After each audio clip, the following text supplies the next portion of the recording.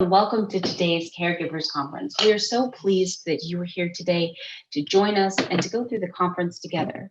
We hope you learn, we hope that you enjoy yourself, and we hope that you come away with some takeaways that will be helpful for you in your daily life. I'd like to introduce today's speakers. First is Gary Stilter. He's a coach and speaker specializing in personal growth and the discovery of human potential.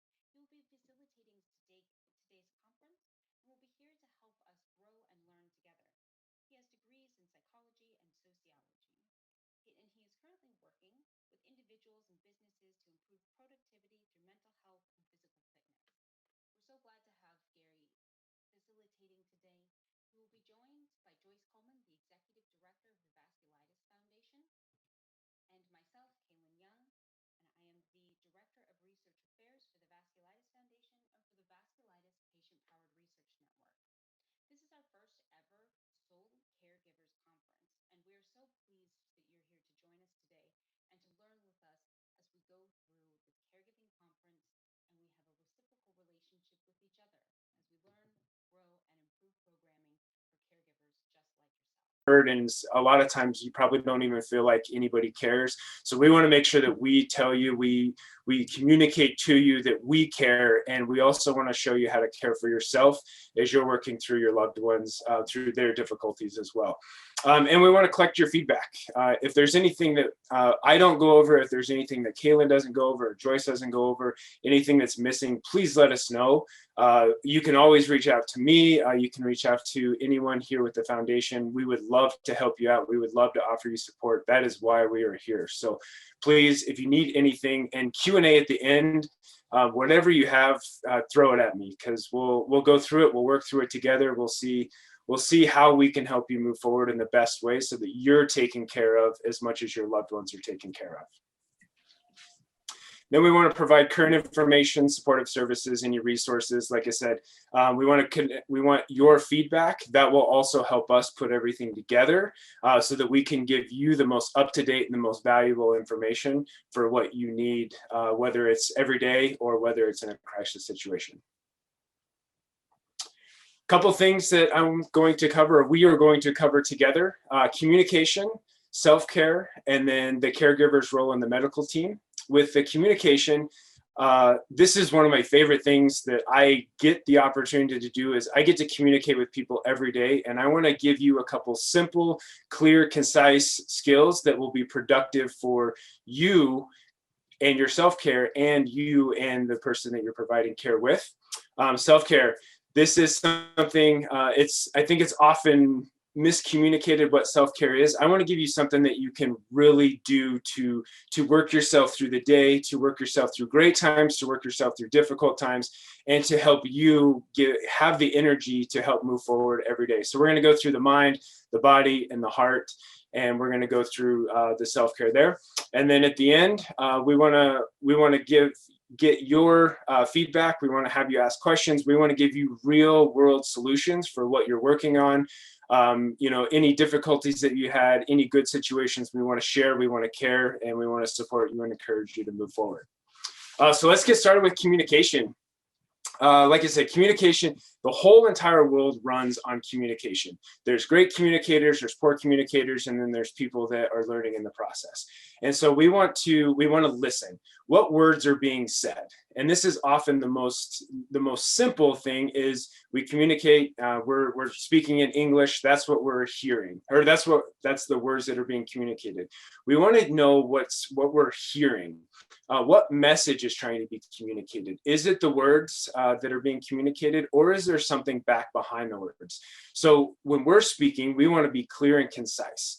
I have a simple philosophy on how to communicate the rose, the thorn, and the rosebud, and I want to share that with you, hopefully being able to give you the tools to move forward and to communicate, to be heard as a caregiver, as much as to hear hear from the person that you're caregiving for. So listening. What words are being spoken? Are we listening to the words that are being said? Are we listening to respond, or are we listening to understand? Are we hearing what the speaker is really trying to communicate? And so this is as simple as I'm saying sentences and you're hearing sentences. So what we want to do is we want to break down what is behind those. So a lot of times, especially in a time of need, we get jumbled, right? If I was nervous right now, I might slow down, or I might speed up if I don't know what to say, or a lot of times I might stumble over words as well. So this is something that we need to pay attention to. Not only are the words that are being said and the words that we're hearing, but what's back behind the words. And are we listening to understand? And this is something that if we stop for just a moment and we let the person speak, and then we let what they're saying sink in, we might hear a completely different message. If someone is in mental pain, or if someone's in physical pain, this might change what they're saying. It might change their tone, their inflection. It might change their body language. I'm really excited to be here. And you can see in my face, you can see my facial expressions change. You can see, I took my hands off the camera so that you couldn't see those going wild. But if you saw me, you can see the energy that I'm projecting. If I wasn't feeling well, my face would change, my body language would change, and would change everything that's back behind the words. So this is the importance of listening to understand. There's the words, and then there's what's back behind the words. So what is the body language being shown? What is the tone and inflection being shown? What emotion is being projected? And this is what we need to, this is the importance of listening to understand, is if someone is in mental or physical pain, they're going to change how they're saying things. They're going to change what they're feeling. And then maybe they tell us, maybe we walk in a room, hey, how are you doing today? I'm great, or I'm fine, or I'm in pain. And so we need to make sure that the words match up to the body language. We need to make sure that what we're hearing is what matches up to what is being communicated to us. And the whole idea behind this is just to listen to understand. Don't worry about responding. We're going to come up with a way to respond. We're going to come up with a process to think our way through this and to respond in a beneficial way for you and the person that you're caretaking for. But the first thing is to just stop for a moment and just hear what's being said and just listen to care. And I think listening to care is one of the most underutilized communication tools that we can possibly have. And if we just listen to care and we just listen to understand, it really projects this amount of kindness to other people that is felt. And again, if we listen to care, and when someone is trying to tell us something and we really hear what they're trying to tell us, we can then we can communicate more effectively and more efficiently with less words, with more positive emotion, and we can get through a difficult situation much better. And then it's more beneficial for everyone, which is one of the things that I want to leave you with today, one of the benefits that I want to leave you with today. So what are we hearing? What are we speaking? So when we do, we sit back, we hear what's being said. Now we understand what's being said. Here's how we can then either if we don't understand, let's ask questions so that we can fully understand. Let's let everyone know. Let's let the person that we're caring for know that we do care. We are being kind. We want them to tell us what is going on so that we can fully understand the situation. Because if we can fully understand the situation, then we can then therefore help them in the best way. So here's the rose, the thorn, and the rosebud. And this can be used to ask better questions to help understand. It can also be used to therefore, once we understand, to communicate more effectively back to the people that we're involved with, the people that we're communicating with. So I have three main purposes of doing it the way that I do.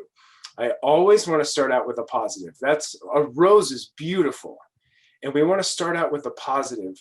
If we walk into a room and we're not exactly sure what the energy of the room is, we walk in and we're going to talk to a patient, or if we're going to talk to a doctor, we need to make sure that we understand and that we set the mood, we set the environment in the best way that we possibly can. So why not start with something positive? I'm sure you've heard the statistics. If you just started out your day with gratitude, you'd feel so much better. Well, I truly, truly believe that, and that's exactly what I do. So anytime I walk into a situation, that's exactly what I want to do. I want to set the tone in the most positive way possible. So what's going well? What am I grateful for? How are you feeling today? Oh, I might be feeling icky. Well, what are you feeling good about? What's going well? Let's pull that energy back up. Because if we can pull that energy back up, then when we do need to handle the difficulties, when we do need to handle the challenges or the setbacks, we're in a much better mental space to do that. And this will come into self-care later, but if we can put ourselves into a positive, energetic, mental, physical place, then therefore we can project, we can give that energy to other people. So if we can fill up our own cup, if we can fill up our own heart, then we can therefore give better to the people that we're working with. So we want to start out with, what are the positives of the situation or the interaction? What is going well today? And then to deal with any situation, we do have to find out what the thorn is. We have to find out what are we struggling with? What's not going well? What are the challenges? If you're not feeling well, what's going well? Okay, now let's find out what is not going well. What can we do what do we need to uncover so that we can handle the situation in the most appropriate way? And back to listening to understand, sometimes the first struggle or the first challenge isn't the most important challenge. Maybe it's just what's top of mind. So therefore, we need to communicate better to understand and ask more questions. If I'm not feeling well, why are you not feeling well? What is not feeling well? How can we help you feel better? So we need to ask better questions. So therefore we can find out the full look at the situation, so that therefore we can then find out what's the best, what's the most efficient, what's the most effective way to move forward, so that we can be productive in our conversations and productive in the care that we're helping provide for our loved ones and for our patients. The rosebud. And this is the opportunity to look into the future. A rosebud, before it becomes a rose and this big, beautiful thing, it starts with a bud that's going to start to bloom. So what is it about the future? What do we need to look at? Do we need to look at what actions or thoughts we need to modify moving forward? How can we move forward in a better way? What care can I provide to my patient or to my loved one to assist them? What care do they think that they need, or do they feel that they need to move forward in a more positive way? So we want to go with the rose. We want to start out with the positives. Then we have to deal with the thorns, because life gives us challenges. Life gives us setbacks. And then we want to look at the rosebud. How can we move forward in the best way possible? And this all starts with communicating in a more effective way. We're listening to understand, so that we can find the full pieces of the situation, the good, the not so good, and then what we can work on for the future. And then we can take those steps forward in a more efficient and effective way, therefore saving our time and energy, giving the best care that we possibly can, and moving forward so that it's best for everyone. Then as we continue moving on, Kaylin and I kind of talked about doing a real case study to get an idea of what life might be like for someone. So Kaylin, I'll pop it over to you for a second. Thanks so much. So this is actually, hold on, it's easier to see me. Okay. So this is actually a scenario that's come up a couple of times in several of our caregiver sessions during our symposium. And so this was just kind of a scenario that we wrote from the experiences we've learned from others, and a real challenge where we want to be able to employ some of these communication tools. However, it's oftentimes difficult. So in this scenario, we have Jane, who is a caregiver for her husband, Paul. Well, when Paul was before he was diagnosed, he was really ill, and ended up being ended up in the ER and then was finally diagnosed. But at that point, was already had organ involvement and renal involvement, and it was, a dire situation. And Jane remembers sitting by his side at that hospital night and day, helping make, medical decisions that Paul was not able to make at the time, and being there so involved in this medical team during that time of crisis. Once Paul stabilized and found a treatment a treatment procedure that worked for him and was stabilized and wasn't flaring, Jane suddenly started, slowly being removed from the medical team and the decision making. And though there was a desire to absolutely still be there and to support Paul and always, being the leader of his, medical decision-making team, Jane felt like, that she no longer had a voice in that medical decision-making team, but then still remembered when, Paul was so ill and wasn't able to make those decisions. And so, she had to. So as a caregiver, Jane wants to be involved still in the medical team and decision-making, but doesn't exactly know how to build those relationships to do that in a respectful and gentle way, but also be included, continue to be included in those conversations, and at least a part of that medical decision-making team between the physicians and Paul, so that there's a full understanding of what those options are, and making sure that she's still involved in that space to the degree that she knows what's going on and is a part of the team. So Gary, if I'm Jane and I want to be a part of the team, but I also want to respect, Paul's independence and, and celebrate his health, that he can be the leader of that, medical decision-making team. But I also, as the caregiver in this, remember what it was like and not having any information. And so then being removed, or not removed, but slowly moving away from that team, I don't feel like I have, one, the same understanding because I'm not always in the mix, and two, that I'm not a part of the team anymore. But if if it flares or anything happens, I want to make sure that I'm still a part of that team. And so how would I start that? I'm a good listener. We listen all the time. That's what caretakers do. They do that. But how do I articulate and what my needs are if I am Jane as the caregiver? How do I express that in a respectful way and don't let my own frustrations kind of boil up? Absolutely. This is a great question. Thank you for asking it. So I think the best way to move forward would be to, if I'm understanding correctly, that Jane was a major caregiver during a very stressful time. And then as progression happens, Paul was getting a little bit better. And as he was getting better, he was taking more power over the decisions, and Jane was moving more and more out of the situation.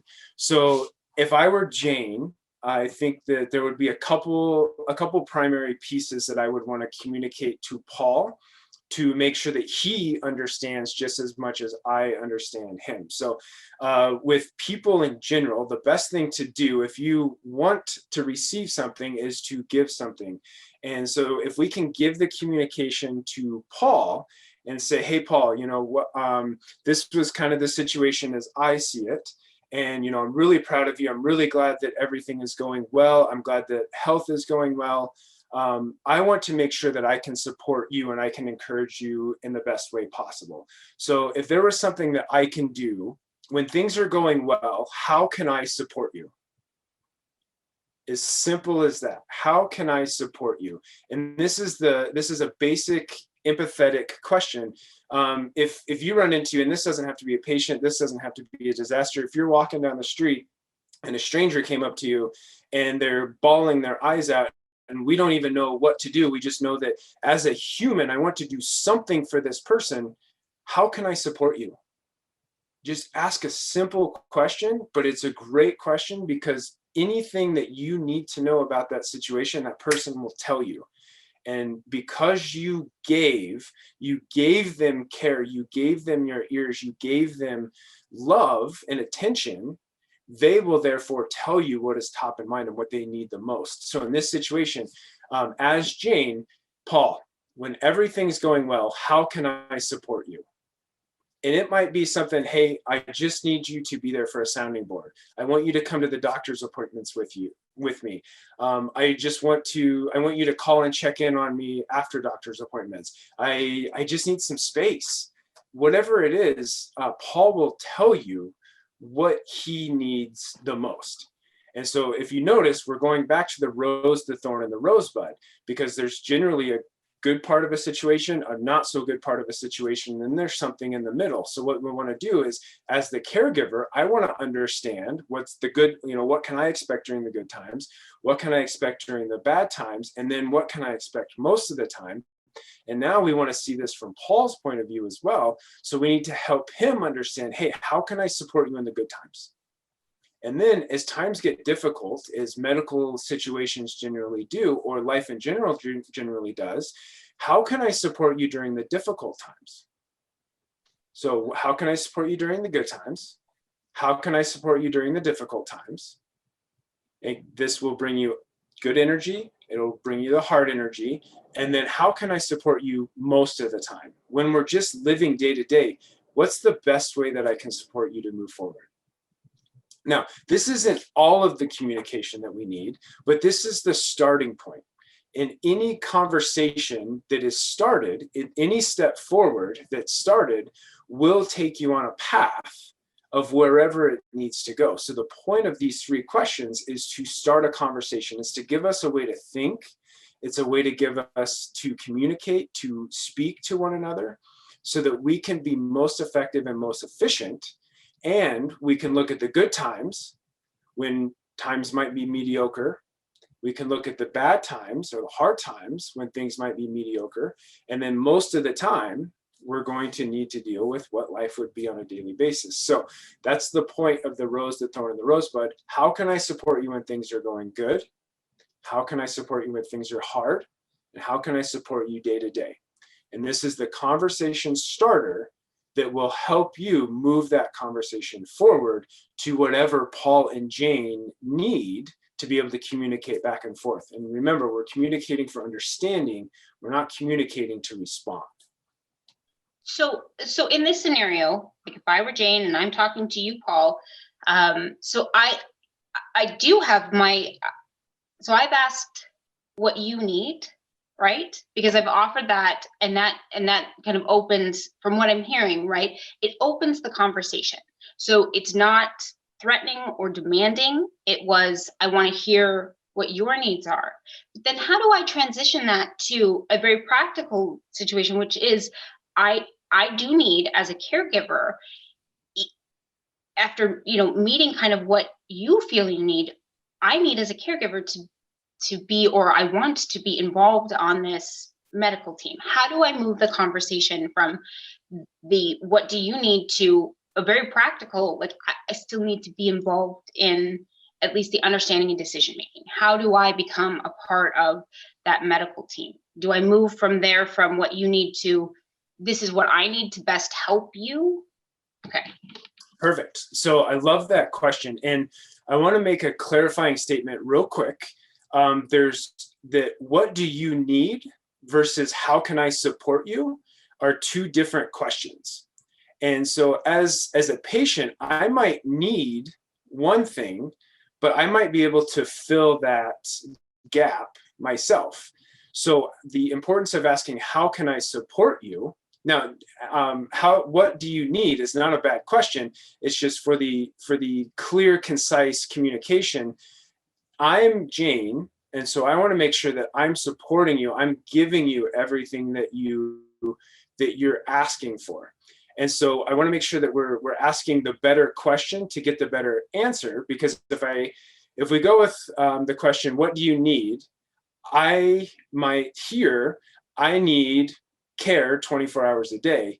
But as Jane, maybe Paul wants a different type of care because he's worried about Jane's self-care. He's worried about Jane giving too much. And so we want to come back around and we want to make sure that we're asking a question to understand fully. So What do you need might be a good question.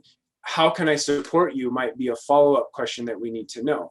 And so as we continue through the conversation, how can I support you when things are good? How can I support you when things are difficult? How can I support you in the future? If we're asking those and Paul feels like he's being understood, he feels like we're giving our full attention, then we can stop and we can say, hey, Paul, now, if it's okay with you, I need to communicate what I need, or I need to communicate how I would like to support you. And so that then opens it up to, since I've listened to Paul, I've listened to what his needs are, I've listened to what he's asking of me, he's then more likely to let me speak and to let me communicate to him how I can see myself fitting in that situation, or how I would be able to bring value to him based on his needs and wants and what he has asked for from support. So it's the importance of asking the better question, making sure that we're listening to understand, and then giving. The idea behind giving to someone else, and by giving to them, they will then give us in return, it's a basic human philosophy through psychology of, if we give love and attention to other people, they will want to give us love and attention back. And so basic law of the universe. So I want to put a little bit of psychology and philosophy behind that this idea of giving our full attention, giving our full understanding, and making sure that people feel heard, because everyone wants to feel heard. They want to be seen and they want to be affirmed. So if they feel that, they will emotionally feel better, and then they're more open to listening to what we have to say, instead of because they feel like we're listening to understand, because they feel seen, heard, and affirmed. So therefore we can then provide them the communication back to tell them, hey, I understand, based on what you said is important to you, here is what I need, or here is how I would like to fill in that support and that encouragement and be part of the team. And again, that opens up a new conversation, and it takes the emotion out of it, and it puts in a little bit more logic, so we can think about it more rationally. They can think about it more rationally, and then we're more likely to get to a point where we can see eye to eye, we can pull ourselves together, and then we can move forward as one team rather than two individuals trying to figure out where they can come together. Does that make a little bit more sense? Yes, it does. Now, I think this will help lead us into our next section, and maybe this is just my own personal response, but a part of me wants to know, how do I deal with my own frustration with that? What if I'm like, yeah, I totally understand the process, and I really want to come from a loving space, but as a caregiver, I do this all the time, and I'm burnt out and I'm frustrated, and I don't want to sit there and listen anymore. Like, what happens when I'm in my little frustrated mode, or I can't seem to, I'm exhausted? What happens when I can't get to a space of empathetic listening? So maybe that would be kind of a good way to move into the self-care, because what I hear in this is, and I love that, but I also feel right behind that emotion is also, I want to be that person and I want to have that kind of communication, but what happens when I'm frustrated and I'm a little irritated and I don't really care what Paul wants? I want to tell him that I need to be on the medical team because that's what I want, and sometimes we have these overflowing emotions when our cup isn't being filled. Perfect. I love that transition. And while you're pulling up that next slide, I want to address that just for a second. Mm-hmm. And so many times because we don't know how to communicate, or we're struggling with our communication, whether it's with other people or ourselves, or we let these emotions pile on to each other, we tend to build up. We don't do anything. And then they just kind of overflow and explode like a volcano. And something that we might feel, very, very minimal about, if we stack on top of that, next thing you know, this something teeny tiny becomes humongous. And I think we can look at this in life. You know, if you smoke a cigarette, you don't die right away. It takes the continuation of doing that every single day to lead into poor health, or something like an emotion. One emotion that's not felt or not handled properly, and you stack that emotion over and over and over again, it becomes this exploding emotion. So with the movement into self-care is a perfect transition for this, because as a caregiver, I can't imagine what you were going through. I can pretend, I can try to empathize the best that I can, but each one of you is in a completely different situation. And I want to make sure I'm clear with that. I can't put myself in your shoes.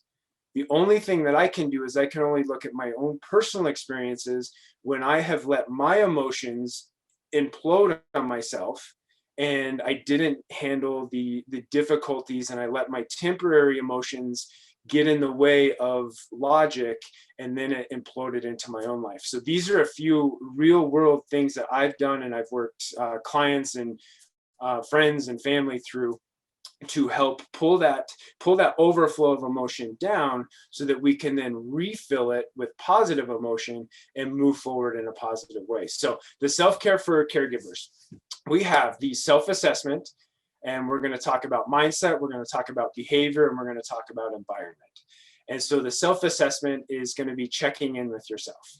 We have a couple page, I think it's a PDF, and it's a great way to look at what's going on. And it's something that is definitely worth going through and taking the time to find out, where are my feet? Where is my head? Where is my heart? And these are three important questions that if you wanted to do just a quick self-assessment before you did the big one, where's my head? Where's my heart? Where are my feet? Often what I will find is our feet are right here in reality, because we're not in the past and we're not in the future. Our feet have to live right where we are. But oftentimes our heart is living in the past and our head is living in the future. And if our feet are in one place and our heart is in another and our head is in another, it forces us to stretch ourselves too thin. And so first thing we need to do is we need to find out where we are and realign. And that's exactly what we're going to do, because if we can realign ourselves with that self-assessment, then we can start looking in a more positive direction. We can start looking at the mindset. We can start looking at our behaviors, and we can start looking at our environment to set ourselves up for success. So I encourage you to do the longer assessment. But if you write these three questions down, it'll give you a very quick look at what you're doing today and what we need to do to realign you. So where is my head? Where is my heart? Where are my feet? In any question that I ask you, any question that you're asking yourself, don't judge yourself. Again, I want you to communicate with yourself to understand. Because if we can learn how to communicate ourselves to understand, then we can set ourselves up for better success in the future, because we're not trying to judge yesterday with today's knowledge. All we're doing is taking today's knowledge, understanding yesterday, and then we know how to move forward more efficiently, more effectively, and more productively. So we're going to go through the self-assessment, mindset, behaviors, and environment to give you an idea of where we're headed.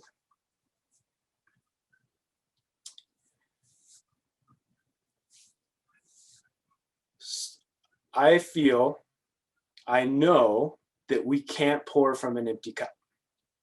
So if you are feeling like when Kaylin transitioned us into this, if you're feeling frustrated, if you're feeling sad, if you're feeling like you are overflowing with difficult emotions and you're not sure what to do, we need to understand that we have to fill our own cup first.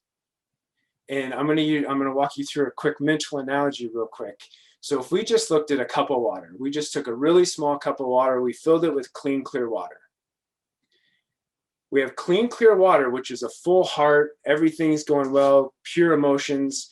But if I just took a tad bit of coffee and just dumped it in there, it would dilute our clean, clear water, and we would have brown water.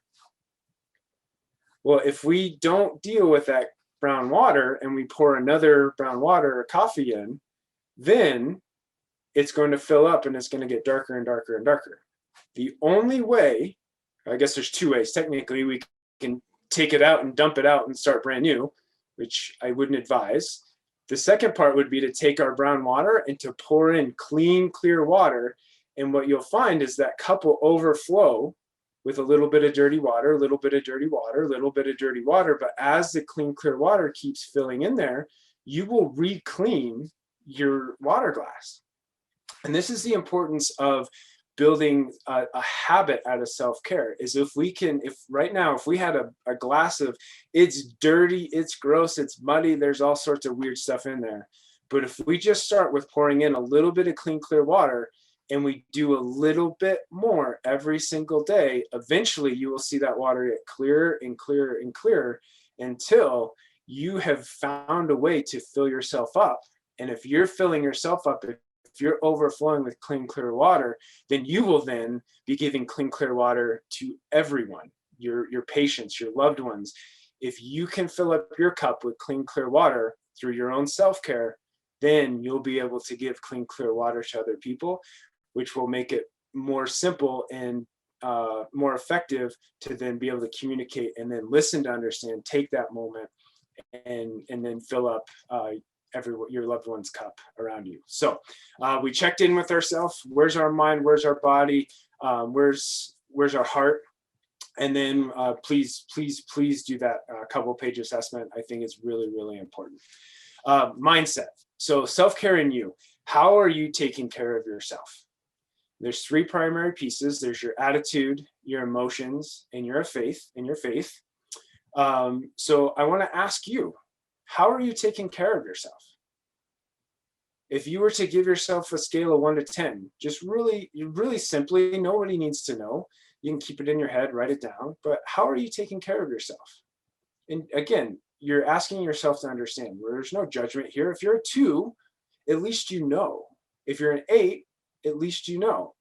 Because if we can find out where we are, then we can build a solid plan to move forward in the best way possible. So how are you taking care of yourself? How's your attitude? How's your emotions? How's your faith? As we continue to move forward, attitude is extremely important. How is your attitude? Back to the clean, clear water. If we were to just move that to attitude for just a second, is our attitude positive or is our attitude negative? If our attitude is positive, we're more likely to be able to clean up our cup, put in clean, clear water into our cup. If our attitude is negative, again, it's harder to then give positive emotions to other people because we can really only be pouring in clean, clear water or icky water. So we need to take care of ourselves. We need to look at ourselves and say, am I being positive? Am I being negative? So we got to take care of our attitude. The second part is our emotions. Emotions are what make us human. How are we taking care of our emotions? Are we inundated with negative emotions? Are we inundated with positive emotions? How are we feeling today? What emotions are going well? What emotions are not going so well? How can I take my not so good emotions and move them into better emotions? So we need to check in. How's our attitude? How are our emotions? How is our faith? Now, this could be a very touchy subject. I want to make sure that, faith can be very spiritual. It can be very universal. But what I want to talk about is faith in yourself. Again, I can't imagine what you go through on a day-to-day basis. I cannot put myself in your shoes. But what I want you to know is the sun always comes up tomorrow. That's a promise. For over 6,000 years of recorded history, the sun always comes up tomorrow. Have faith in yourself that you are strong enough to do this. You're strong enough to get through the day-to-day greats. You're strong enough to get through the day-to-day difficulties. You are strong enough. I promise you. If you, no matter how good things are, no matter how difficult things are, please have faith in yourself. You somehow got to where you are today. And you did it by just waking up and taking action on the good days and the difficult days, but no matter what, you're here. So have faith in yourself. So I want you to ask yourself, how are you taking care of yourself? How are you taking care of your attitude? How are you taking care of your emotions? How are you taking care of yourself? Do you believe that you're doing the best that you can do? Because I promise you likely are, or else you wouldn't still be here. So keep that in mind. This will help us pull our mind and our heart and our body together to help us move forward through the good times and the difficult times. So once we pull our mind together, then we can start looking at the behaviors that will help us move forward. A lot of times, this is something that, over the last 9 months has been very difficult. People don't have the normal lifestyles that they're used to having. Many people that I'm talking to, many of the phone calls that I'm getting is, I started out, I took 2 weeks off, and the 2 weeks turned into 4, the 4 weeks turned into 4 months, and here we are 9 months later, and I'm having a difficulty getting my body moving. I'm having a difficulty changing my mind. And so I want to let you know that with anything that we have the power over, if we can move our body, doesn't have to be a run, it doesn't have to be going to the gym for 5 hours, doesn't have to be, running a marathon. It simply has to be getting off of the couch, out the front door, getting out of a hospital room and walking around the outside of the building. It just needs to be physical movement of some kind. Motion creates emotion. So if we have stagnant emotions, the best way to break up stagnant emotions is to get blood flowing. If we can get our body moving, we can get our blood flowing, we can get our heart rate to change. It changes the physiology of our body. Literally, from going from a frown to a smile changes everything. There's several studies that says if we forced ourselves to smile in the mirror, it would literally change our physiology. We would start standing up straighter. We would start smiling more. We would feel better about ourselves. And it's the simple motion of turning the frown upside down into a smile that can start the creation of that new emotion. So we have to have faith in ourselves that we can do this. And then we have to take the step, whether it's smiling, whether it's walking around the block, whatever it is, something to change our state. If we can change our physical state, we can change our emotional state. Motion creates emotion. Now, we want to take desirable actions. A walk around the block in fresh air, it's very hard to argue with the health aspects of that. If you're on a treadmill, if you're on a bike, if you're doing something moving your body forward, it's generally good for you. Again, I'm not telling you to go run a marathon. I'm not telling you to go ride a bike for hours and hours and hours, or go hurt yourself at the gym. I'm just telling you to simply just change your physiology, change your physical state, and it will help disrupt that emotional stagnation, that stagnant movement that I was talking about. I'm not here to kid you. The last 9 months has been difficult. Coming from my background of being a couch potato at 400 pounds, I get a lot of phone calls from people that they fell out of their normal routine. They're working from home. They don't have the office. They don't have the gym. They don't have church. They don't have the normal activities that got them outside, that encouraged them or motivated them to go outside. So I'm here to encourage you, if your body is stagnant, to just move. Something as simple as 20 minutes every single day can change your life. And I can say that from experience. I was 400 pounds when I started with a walk around the block, and it changed the entire rest of my life. I was stagnant in mind. I was stagnant in body. I was stagnant in heart. And one walk around the block changed everything for me. 20 minutes. It's 1% of your day. And if you're struggling with it, take a walk around the block. It could be the physiological movement, the physical movement that changes everything else in your mind and body. How do you move forward? Start with one step. Walk around the block, fresh air, whatever it is. It could be a journal entry, it could be a book. As long as you're doing something to move from where you are in the direction of where you want to be, it will help move you forward. It will change everything. The basic laws of the universe say an object at rest will stay at rest until an outside object acts upon it. If you're stagnant in your mind or body, let me please be that outside object that gives you the gentle nudge forward to take the step, whether it's outside, whether it's to read a book, to write a journal, to clear up some emotion. Please let me be that outside object that nudges you forward in a positive direction so that one step can lead you to the self-care that you deserve. Your environment is extremely important. So if we think about this as a triangle, and we have mindset in the bottom left, and we have our behaviors in the bottom right, in order to keep our triangle full, we need our environment to support us. We need our environment to encourage us. And we need our environment to hold us accountable. These are three important pieces of our environment. As a caregiver, it's likely that we don't have the support that we're giving.